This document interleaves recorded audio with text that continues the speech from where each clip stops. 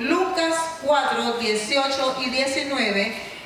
El Espíritu del Señor está sobre mí, porque me ha ungido para anunciar el Evangelio a los pobres, me ha enviado a proclamar libertad a los cautivos y la recuperación de la vista a los ciegos, para poner en libertad a los oprimidos, para proclamar el año favorable del Señor. Todos los que estamos aquí hemos recibido de ese Espíritu para anunciar el año agradable del Señor a la vida de muchas personas que están necesitadas de ser libertados de su cautividad. En esta noche quiero compartir 3 modelos de amistad que encontramos en la Biblia. Y uno de ellos tiene que ver con la amistad de David, del rey David, con Jonatán. En ese tiempo, cuando ellos inician su amistad, él no era rey. Jonatán sí ya era el hijo del rey, era el príncipe. Esta amistad entre David y Jonatán es una de las amistades más memorables que nos menciona la Biblia. Y fíjense que esta amistad fue una amistad de salvación. El hecho de que Jonatán fue tan amigo de David lo libró de la muerte. El rey David, o David antes de ser rey, antes de asumir su reinado, fue perseguido por el rey Saúl. Cuando David llega y encuentra al filisteo Goliat atropellando al pueblo de Israel, humillándolo, él se decide ir a enfrentarlo. Y todos conocemos la historia, ¿verdad? Él tomó una honda y 5 piedras, y con una piedra le dio en la cabeza y lo mató. Y luego de que lo mató, le cortó la cabeza.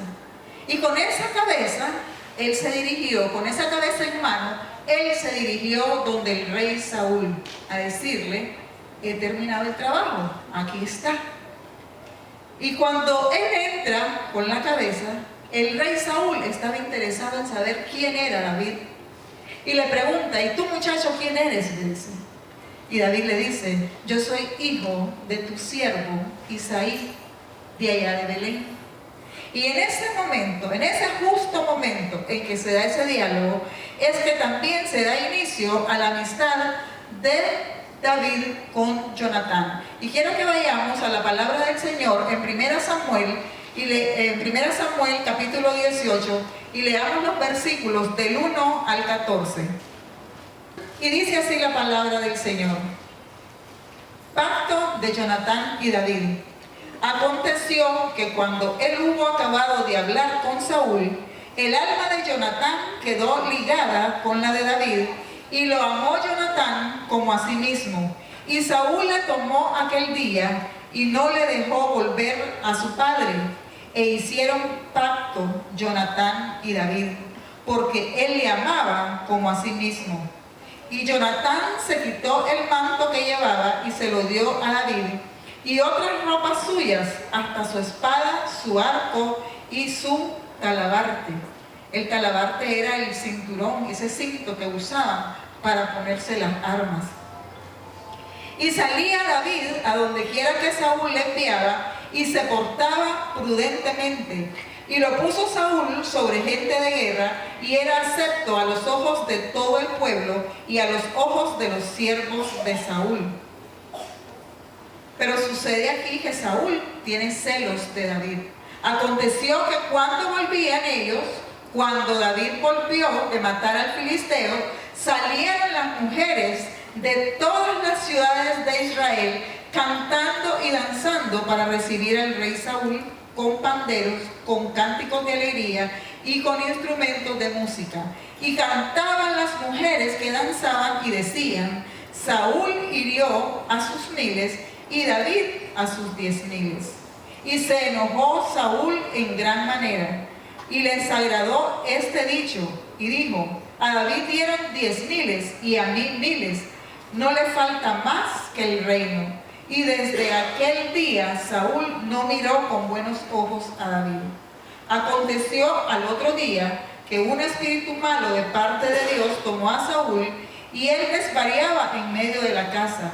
David tocaba con su mano como los otros días y tenía Saúl la lanza en su mano y la arrojó Saúl diciendo: enclavaré a David en la pared. Pero David lo evadió 2 veces. Y nosotros podemos seguir leyendo toda la historia hasta el capítulo 24 de la persecución que el rey Saúl hace en la vida de David. Pero también, si le hacemos toda la lectura, vamos a encontrar la fidelidad del amigo Jonatán. Ellos hacen un pacto, hicieron un pacto de amistad. En aquel tiempo, hablar de pacto no era hablar de algo superficial. Un pacto, para que fuera consumado, para que quedara sellado, estaba el elemento de la sangre presente. Pero además de eso, estaba presente el entregar objetos hacia la otra persona. Y de esa manera se confirmaba el compromiso de la amistad al entregar objetos a las otras personas. En el caso de Jonatán, le entregó su capa, le entregó su ropa, le entregó otras ropas que tenía, le entregó su espada. Y eso lo hizo en demostración de que hemos llegado a un acuerdo que solo lo puede separar la muerte, solo lo puede anular la muerte. Era un pacto de vida. Por eso es que ese pacto de amistad que ellos hacen es un pacto, es una amistad de salvación. En el caso de David, fue salvo, fue escondido, fue protegido por lo que hizo Jonatán en la vida de él, por esa amistad de Jonatán con David. Cuando tuvo que interceder por David ante el rey, vino y lo hizo, aun cuando el rey era su padre y corría muchos riesgos. Jonatán se arriesgó y lo hizo para defender a David.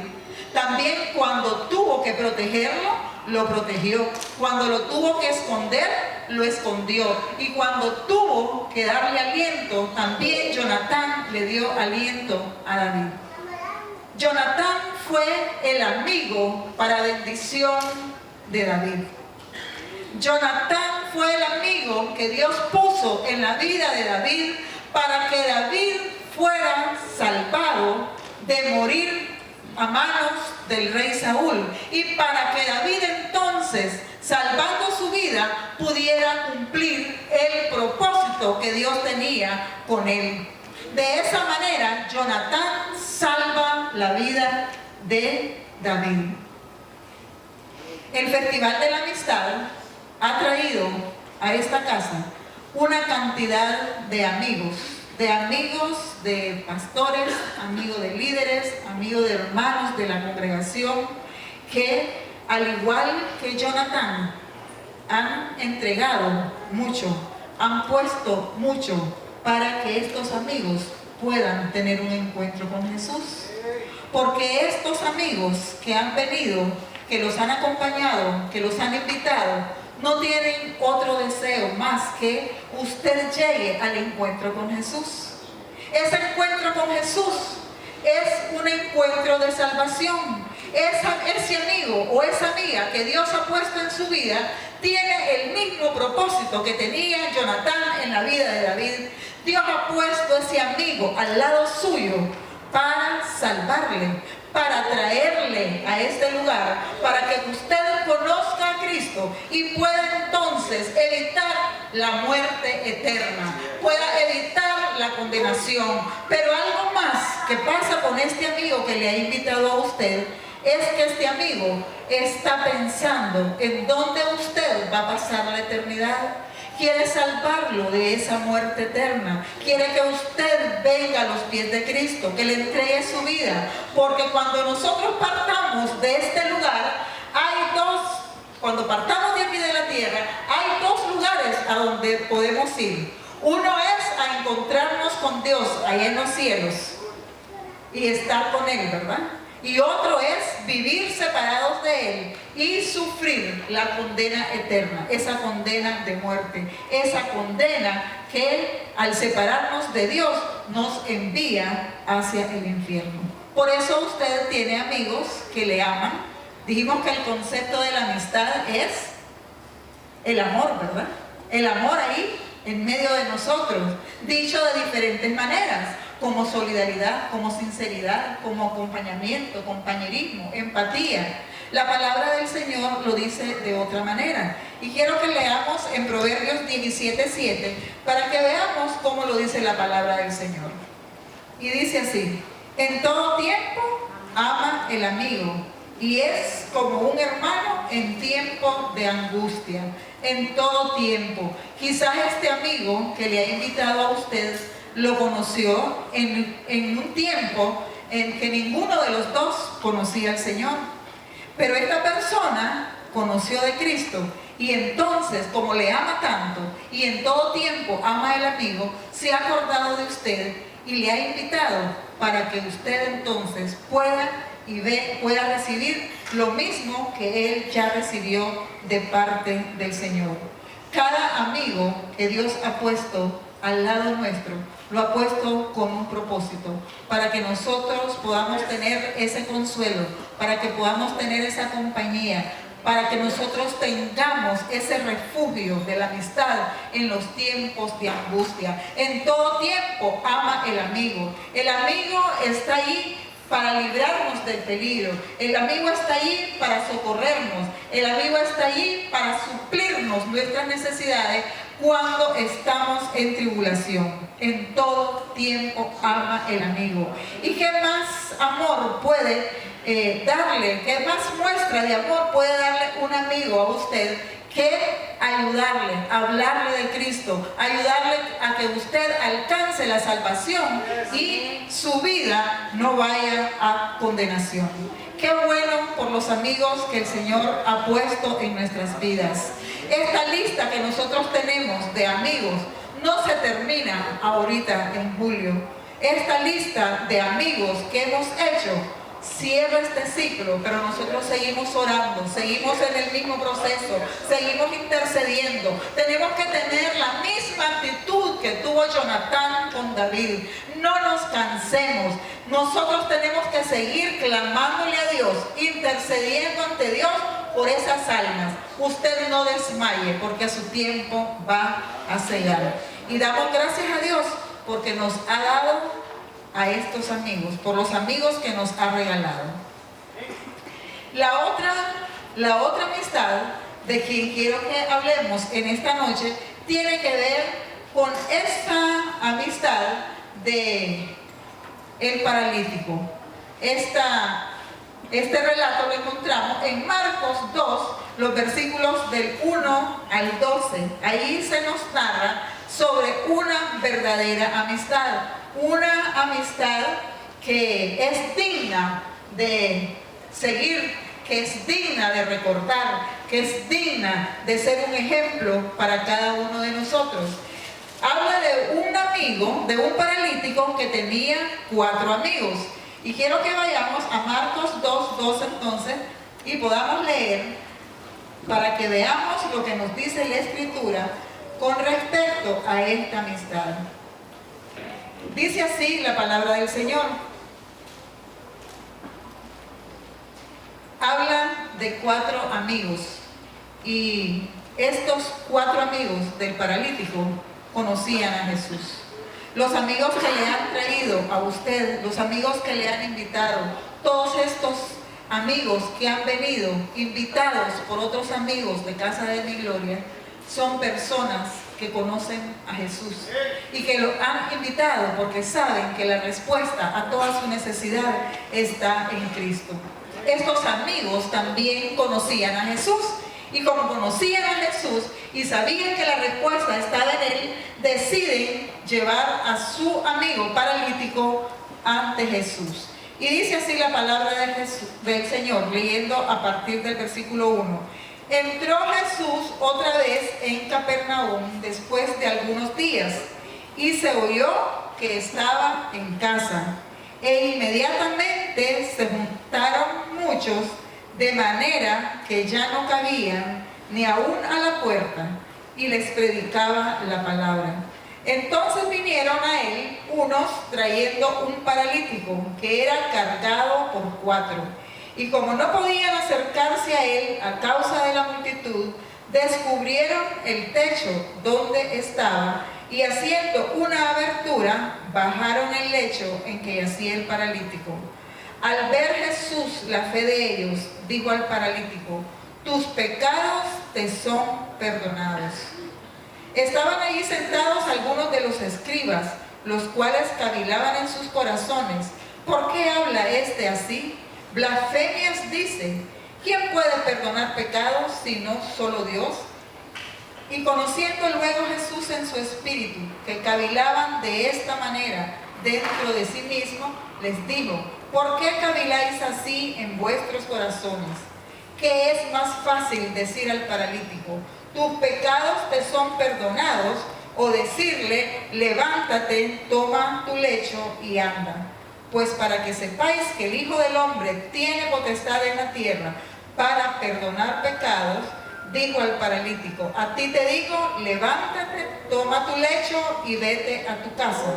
Entonces él se levantó enseguida y tomando su lecho salió delante de todos, de manera que todos se asombraron y se glorificaron a Dios, diciendo: nunca hemos visto tal cosa.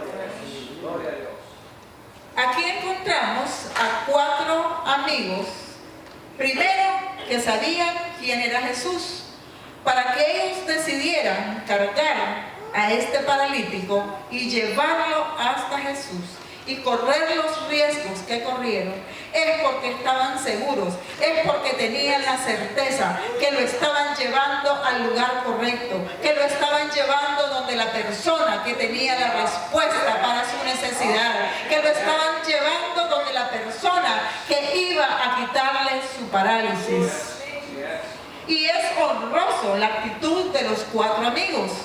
4 amigos que, si nosotros comenzamos a imaginarnos esa escena, llegan con el amigo en la camilla y se encuentran una gran multitud, y me imagino que debe haber sido muy grande, porque a veces uno logra romper, ¿verdad? Uno dice: deme pasadita, y logra meterse, pero ellos seguro que intentaron eso y no pudieron. Y estos amigos estaban dispuestos a dar el todo por su amigo. ¿Por qué? Porque ellos sabían que en todo tiempo ama el amigo.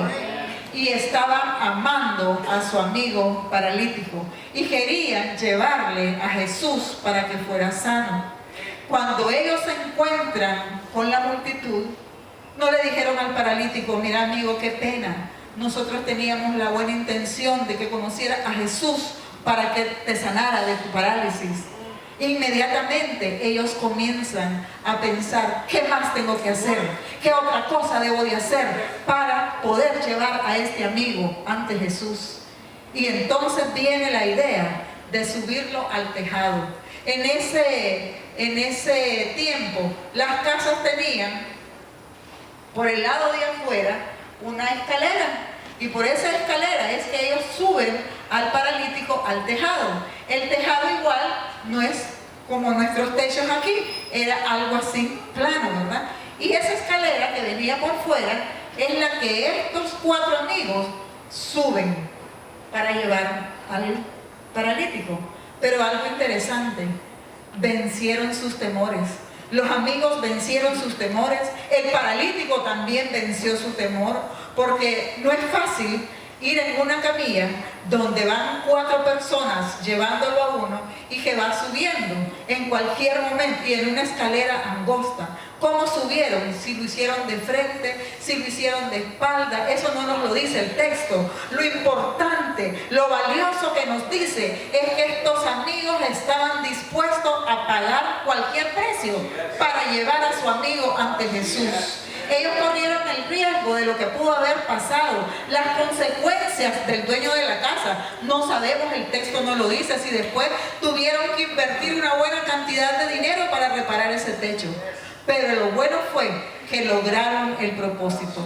Imaginémonos al paralítico descendiendo, luego de que ya hicieron el hoyo, va descendiendo y cómo va bajando. Me imagino que 4 sogas, 4 mecates, algo así, deben de haber puesto en las puntas de esa camilla hasta que lo llevan y lo ponen ante el maestro. Y miren qué precioso lo que dice en el versículo 5. Al ver Jesús la fe de ellos, al ver Jesús la fe de quién, la fe de los amigos, al ver Jesús la fe de ellos, dijo al paralítico: hijo, tus pecados te son perdonados. No estaba hablando de la fe del amigo, no estaba hablando de la fe del paralítico, estaba hablando de ellos 4, la fe de sus 4 amigos. Al ver Jesús la fe de ellos, le dijo al paralítico: tus pecados te son perdonados. Y es que cuando nosotros oramos por una persona que esté enferma, Dios se puede glorificar trayendo sanidad, pero Dios está más movido, Dios se mueve por esa condición de pecado del hombre. Por eso lo primero que hace con el paralítico es decirle: tus pecados te son perdonados. ¿Por qué? Porque lo más importante para Dios es que nosotros pasemos una eternidad con Él, es perdonar nuestros pecados. De tal manera nos ha amado que dio a su Hijo para que nosotros pudiéramos tener perdón de nuestros pecados. De esa condición es la amistad de Dios con nosotros. Y aquí vemos entonces que el paralítico, además de recibir perdón de los pecados, en el versículo 11 le dice Jesús: a ti te digo, levántate, toma tu lecho y vete a tu casa.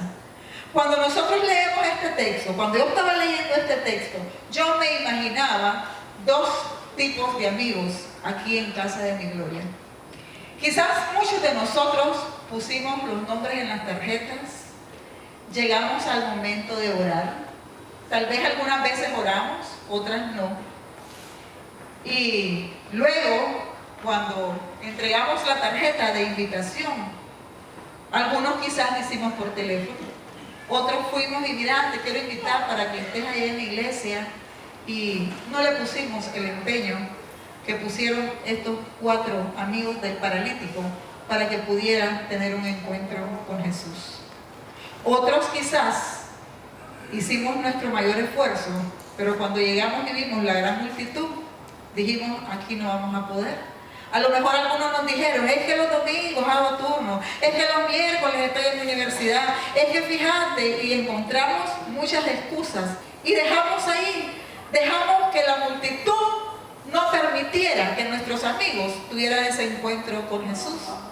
Pero Dios es un Dios de segundas oportunidades, y por eso yo les decía que este mes de julio para mí es el tiempo favorable del Señor, porque en este tiempo el Señor nos enseñó cómo hacer las cosas, pero no para que nos quedemos bien, ya hicimos un mes de Festival de la Amistad, sino para que establezcamos una cultura de relacionamiento, una cultura nueva de anunciar el Evangelio a nuestros familiares, a nuestros amigos.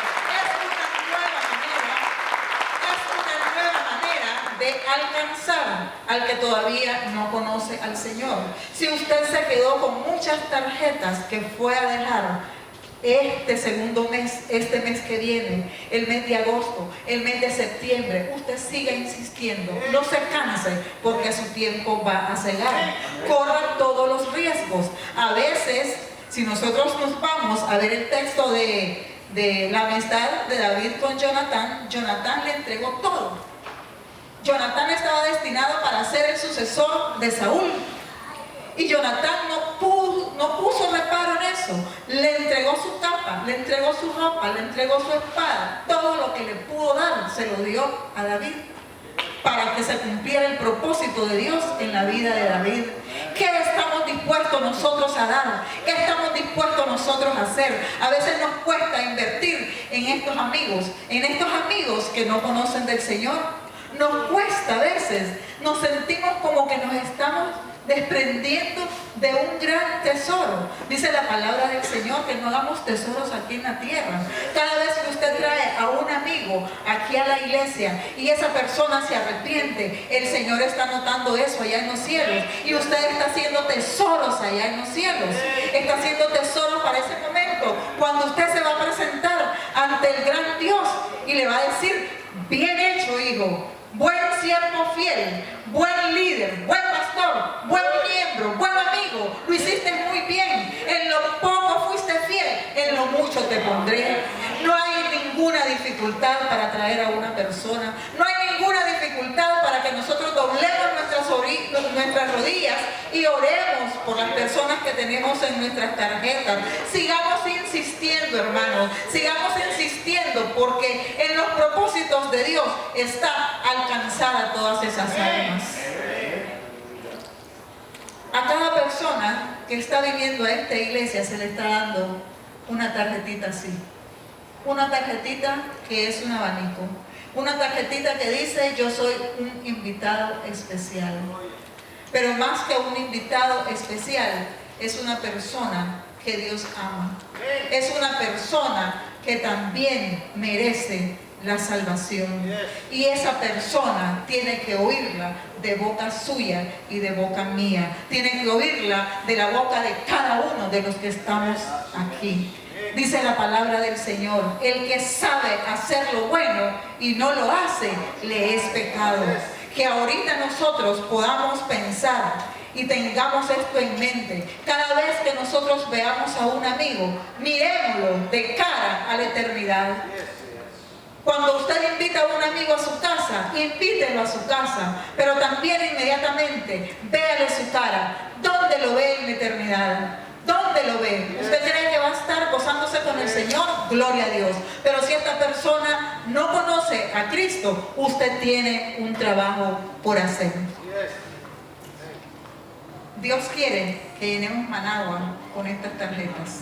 Por eso es que estamos en el cierre, en el mes de julio, pero para iniciar un nuevo proceso, un nuevo modelo, un nuevo estilo de llegar a las personas.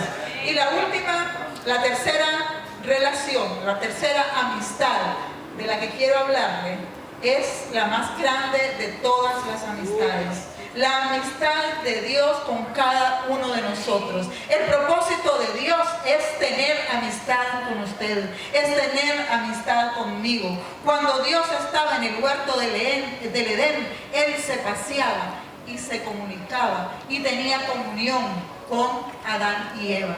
Fue uno de los conceptos que miramos de la amistad. Dios era amigo de Adán y Eva, pero por la desobediencia perdieron esa amistad. Y entonces toda la humanidad, todos nosotros quedamos separados de Dios y quedamos en enemistad con Dios. Pero como también otro de los conceptos de la amistad es el amor, dice Juan 3:16, que de tal manera amó Dios al mundo, que dio a su Hijo, a su único Hijo, para que muriera en la cruz del Calvario por usted y por mí. Pero también por todas esas personas, por todos esos amigos nuestros, por todos esos familiares, por esos compañeros de trabajo, por esos vecinos que no conocen de Cristo. La sangre de Cristo no puede desperdiciarse. La última gota de sangre tiene que redimir a cada pecador de la tierra. Y el Señor está contando con usted y conmigo para que la sangre del Cordero llegue a la vida de cada uno de esas personas que nosotros conocemos. Hay testimonios muy grandiosos de personas que hoy están en el reino de Dios, que hoy son grandes hijos de Dios, pero que dan testimonio con mucha gratitud por haber tenido madres, por haber tenido padres, por haber tenido hermanos, amigos, familiares, que no desmayaron, que siempre estuvieron orando y que siempre les estuvieron hablando de ese evangelio de verdad, y que eso fue el resultado de lo que hoy están viviendo. Esta amistad con Dios la alcanzamos a través de Jesús. Y en Juan 14, en el Evangelio de Juan, en el capítulo 14, versículo 6, ahí se nos da ahí se nos da la guía, la orientación de cómo alcanzar esta amistad. Dice: yo soy el camino y la verdad y la vida. Nadie viene al Padre sino por mí. Vimos de que cuando Jesús anduvo en la tierra, había grandes multitudes que le seguían. Pero dentro de esas multitudes estaba un grupo de gente, un montón de gente que llegaba por ver el evento, por ver el milagro, por ver el espectáculo. Esos que estuvieron en las multitudes y que no dieron el siguiente paso, ahí se quedaron. No alcanzaron la salvación. A veces a nosotros así nos pasa, ¿verdad? Vamos a los eventos porque va a estar muy alegre, porque va a estar poderoso, porque va a haber unción, porque va a haber sanidad. Y vamos a los eventos y estamos como los que estaban en la multitud. Llegamos porque algo va a suceder. La verdadera amistad con Dios se consigue cuando nosotros llegamos de una manera genuina ante Él y le decimos: aquí estoy, me rindo a tus pies, quiero que me laves con tu sangre, quiero que esa sangre de tu Hijo me limpie de todo pecado. Pero también vemos cómo llegamos entonces al siguiente paso, porque yo quisiera en esta noche que los que han venido durante todo este mes a Casa de mi Gloria, que trascendamos por todos esos pasos que tenemos que dar para llegar a ser verdaderos hijos de Jesús. Entonces salgámonos de la multitud y vámonos a San Juan 15, versículo 8. Y lo voy a leer por el tiempo. Dice: en esto es glorificado mi Padre, en que llevéis muchos frutos y seáis así mis discípulos. Después de que estamos en la multitud, tenemos que comenzar a relacionarnos, a tener comunión y comunión con Jesucristo, con Dios el Padre, para que nosotros entonces podamos llevar fruto y podamos convertirnos en sus discípulos. Nadie tiene mayor amor que este, que uno ponga su vida por sus amigos. Y este es Jesús hablándonos. Él puso la vida, su vida, para que nosotros pudiéramos restablecer nuestra amistad con Dios. Pero también nos dice que somos sus amigos. Vosotros sois mis amigos si hacéis lo que yo os mando. Y a veces el Señor nos manda a servir, que pasemos de ser discípulos a siervos, que vayamos a servir, porque ese es el galardón más grande en el reino de Dios, que sirvamos. Usted que está viniendo, que ha llegado a esta iglesia en este mes de julio, intégrese en nuestra escalera de crecimiento, intégrese en los círculos de amistad, pase de la multitud a ser discípulo, vaya a los círculos de amistad para ser discipulado, pero también intégrese en el servicio, porque ese es el galardón más grande en el reino. Y luego entonces, dice el Señor, después de que servimos, dice: ya no os llamaré siervos, porque el siervo no sabe lo que hace su Señor, pero os he llamado amigos, porque todas las cosas que oí de mi Padre os las he hecho conocer. Después de que servimos, el Señor nos dice: ya no serás mi siervo, te voy a tratar como un amigo. Y comienza a darnos la revelación, comienza a darnos toda esa enseñanza que nos capacita para ser discípulos a otros. El gran mandamiento que nos dejó fue ir y hacer discípulos a todas las naciones. Para nosotros aquí en Casa de mi Gloria es ir y hacer discípulos en Managua, ir y hacer discípulos en Ciudad Sandino, ir y hacer discípulos en Diriamba, ir y hacer discípulos en Esquipula, ir y hacer discípulos en Mindirí y en todo, cualquier otro lugar que el Señor nos envíe. Si nosotros queremos ser amigos de Dios, tenemos que hacer lo que Él nos manda. Y el gran mandamiento es ese: ir y hacer discípulos. Pasemos, transitemos de la multitud al discipulado, del discipulado al servicio y del servicio a la amistad. Para que un día podamos gozar allá con el Señor en la eternidad una amistad duradera, una amistad por la eternidad. Cada vez que usted vea a su amigo, piense dónde va a pasar la eternidad. Cuando los escribas Miren que dice el texto que ellos estaban a la par de Jesús, habían llegado temprano. Los amigos llegaron tarde, pero pagaron el precio. Los escribas habían llegado temprano porque estaban adentro. Ellos vieron cuando bajaron al paralítico. Ellos escucharon cuando Jesús le dijo: tus pecados te son perdonados. Y a pesar de ser los escribas, los que escribían en los rollos, no conocían la palabra. No sabían que en el Salmo 103:3 ahí está la respuesta. Ahí está la respuesta a toda nuestra necesidad. Ahí está todo lo que el hombre necesita. Ellos no sabían por qué Él le había dicho: tus pecados te son perdonados. Pero en el Salmo 103:3 dice: Él es quien perdona todas tus iniquidades, el que sana todas tus dolencias, el que rescata del hoyo tu vida, el que te corona de favores y misericordias, el que sacia de bien tu boca, de modo que te rejuvenezcas como el águila. En esta noche, yo no sé cuál es la parálisis que usted tiene.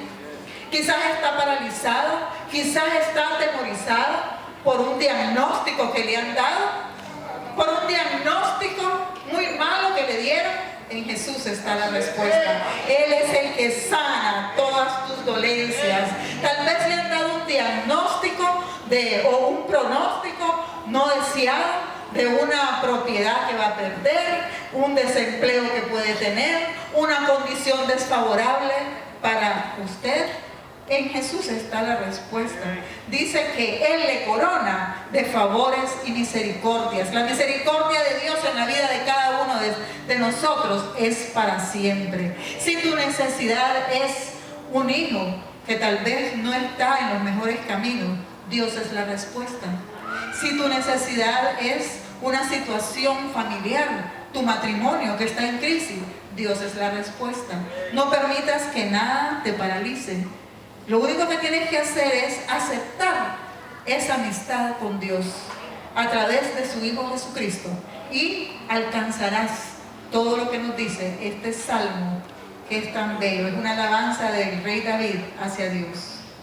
Él es quien perdona todas tus iniquidades. A veces creemos que nuestros pecados han sido tan grandes y a veces decimos: no hay perdón para mí. Pero Dios es la respuesta. No importa cuál ha sido tu pasado, no importa qué hay detrás, no importa cuál es la tribulación que tienes, Dios es la respuesta. Jesús está pasando hoy por aquí. Jesús se está moviendo. Jesús se está moviendo a causa de la fe de los amigos. Como con el paralítico, al ver Jesús la fe de los amigos, Jesús respalda la fe nuestra. Cuando nosotros hacemos algo con fe por nuestros amigos, por nuestra familia, por nuestros compañeros de trabajo, Él honra esa fe. Él es movido por esa fe nuestra. Él no está tomando en cuenta lo que está pasando con la otra persona, porque total somos nosotros quienes conocemos a Jesús y sabemos que la respuesta está en Él.